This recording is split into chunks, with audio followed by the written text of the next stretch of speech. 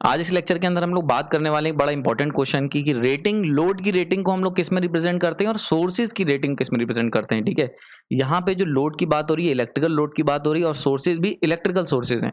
तो ये बड़ा क्वेश्चन है, काफी लोग मुझसे पूछ चुके हैं, कई बार मेरे पास क्वेरीज में आ जाता है कि हम लोग सर लोड को किस में रिप्रेजेंट करते हैं, उनकी रेटिंग किस में करते हैं, केवीए में या किलोवाट में, और सोर्सेज की रेटिंग किस में करते हैं, केवीए में, किलोवाट में, क्या कोई इसका एक जनरल रूल ऑफ थंब है, और अगर है तो ऐसा क्यों। इन सारी चीजों के आंसर हम लोग इस लेक्चर में चर्चा करेंगे।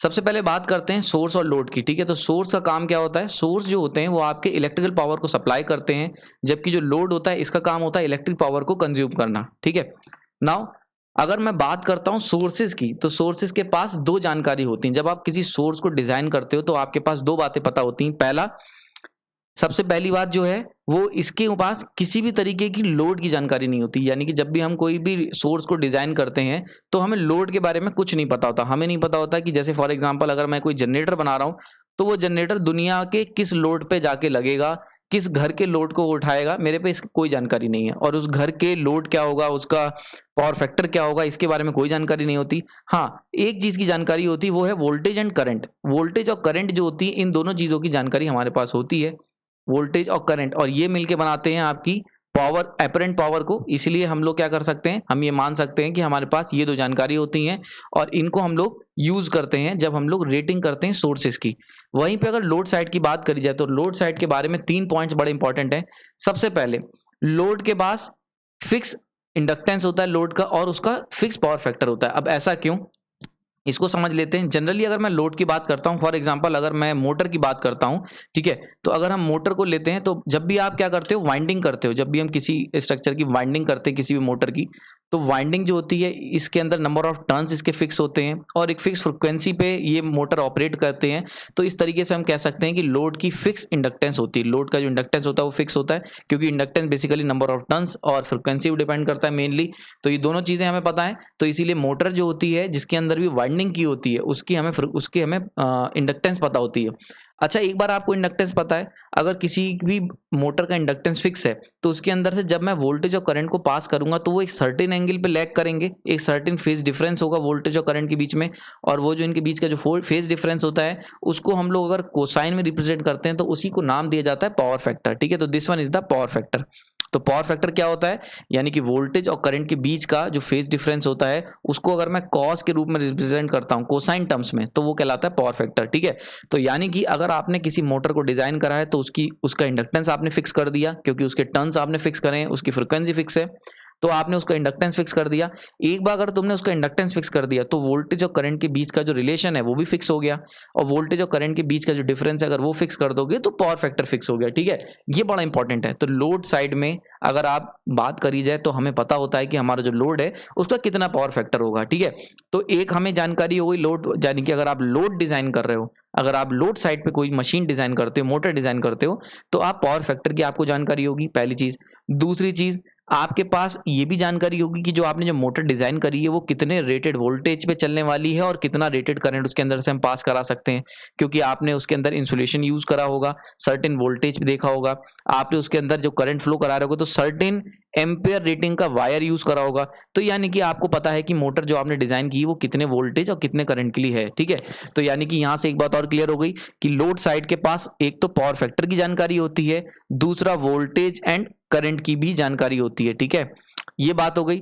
अब आपके पास पावर फैक्टर है, आपके पास वोल्टेज है, आपके पास करंट है। तीसरी जानकारी जो बड़ी इंपॉर्टेंट होती है वो होती है आपकी रेटेड मैकेनिकल पावर, यानी कि रेटेड मैकेनिकल पावर कितनी मोटर आपकी जनरेट कर सकती है। ठीक है, ठीक है, तो तीसरी जो इन्फॉर्मेशन होती है वो हमारे पास होती है कि हम क्या कर सकते हैं, हमें ये पता होता है कि हमारे पास रेटेड मैकेनिकल पावर कितनी जनरेट होगी। ठीक है, जनरली होता क्या है कि अगर हम मोटर की बात करते हैं, इलेक्ट्रो मैकेनिकल एनर्जी कन्वर्जन जो डिवाइसेस होती हैं जिनके अंदर इलेक्ट्रिकल पावर को मैकेनिकल पावर में कन्वर्ट किया जाता है, तो हमें पता होता है कि अगर हम रेटेड वोल्टेज और रेटेड करंट देंगे तो वहां पे आपकी सर्टेन मैकेनिकल पावर जनरेट होगी। ठीक, तो ये तीन जानकारी हमारे पास होती हैं। ठीक है, तो अब बात कर लेते हैं यूनिट की। तो अगर सोर्सेज की बात करें तो हमारे पास वोल्टेज एंड करंट है और इनको मेजर करने के लिए हम लोग केवीए यूज करेंगे, क्योंकि हमारे पास पावर फैक्टर की सोर्स के पास कोई जानकारी नहीं होती, उसे नहीं पता होता कि कितने पावर फैक्टर का लोड उससे जुड़ेगा आके।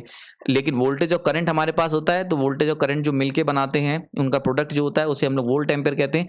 इसीलिए दुनिया के जितने भी सोर्सेज हैं उन सबको हम लोग केवीए में रिप्रेजेंट करते हैं, ठीक है, ये बात आप हमेशा याद रखेंगे। वहीं पे हमारे पास लोड के पास पावर फैक्टर है, वोल्टेज भी है, करंट भी है, इन तीनों को अगर मल्टीप्लाई कर दोगे तो क्या निकल के आता है, एक्टिव पावर। और एक्टिव पावर की जो यूनिट होती है वो होती है किलोवाट। तो इसीलिए जो लोड होता है ये तुम्हारा मेजर करा जाता है किलोवाट में। आई होप चीज क्लियर हो गई होगी, किसी भी तरीके का डाउट नहीं होना चाहिए। एक और बात जानकारी रख सकते हो, एक और वजह है जिसकी वजह से लोड को हम लोग किलोवाट में मेजर करते हैं, सेम नीचे जो थर्ड पॉइंट दिया हुआ है। अगर मैं बात करता हूँ sorry electromechanical energy conversion devices की, जैसे कि आपकी मोटर है, तो मोटर के अंदर क्या होता है, मैकेनिकल आउटपुट मिल रहा होता है, और मैकेनिकल पावर जो भी जनरेट कर रही होती है, कोई भी मोटर जो मैकेनिकल पावर जनरेट करती है, मैकेनिकल पावर को हमेशा यूज करा जाता है एक्टिव पावर के लिए। मैकेनिकल पावर को एक्टिव पावर के रूप में काउंट किया जाता है, एक्टिव पावर और रियल पावर। और हम जानते हैं कि एक्टिव पावर की जो यूनिट होती है वो आपकी होती है किलोवाट। तो इसीलिए हम ऐसे भी समझ सकते हैं, क्योंकि लोड जो होता है वो बेसिकली एक्टिव पावर जनरेट करता है मेनली, तो इसीलिए इसको किलोवाट में रिप्रेजेंट कर सकते हैं। एक रीजन ये भी कह सकते हो। दूसरा रीजन आपको पता है कि लोड का आपको पावर फैक्टर पता है, वोल्टेज पता है, करंट पता है, इन तीनों को जब प्रोडक्ट करोगे तो आपकी किलोवाट में यानी कि एक्टिव पावर निकल के आ जाएगी। इसीलिए दुनिया के जितने भी लोड हैं वो हमेशा किलोवाट में रिप्रेजेंट किए जाएंगे, ठीक है। एग्जाम्पल अगर मैं बात करता हूँ सोर्सेज का, तो ये आपके पास डीजल जनरेटर आपने घरों के बाहर देखा होगा लगे हुए, शादी फंक्शनों में यूज होता है। अल्टरनेटर्स आपने पढ़े होंगे, सिंक्रोनस जनरेटर आपने पढ़े होंगे, इंडक्शन जनरेटर पढ़े होंगे। दुनिया का कोई भी अगर आप जनरेटर पढ़ते हो, यानी कि कोई भी ऐसी डिवाइस जो सोर्स की तरफ लगेगी, तो it is mainly represent in the, उसकी जो रेटिंग होती है वो केवीए में होती है, ठीक है। जबकि लोड की बात करें तो चाहे आपकी मोटर हो गई या फिर बल्ब हो गया, कोई भी हो गई, वो हमेशा आपकी किलोवाट या फिर वॉट में। यहाँ पे एक चीज और बता दूं, किलोवाट में इसलिए लिखा है क्योंकि किलो यहाँ पे 10 की पावर 3 को रिप्रेजेंट कर रहा है, एक्चुअल यूनिट वॉट है। और ऐसे ही एपरेंट पावर की जो एक्चुअल यूनिट है वो वोल्ट एम्पेयर है, वीए यूनिट है।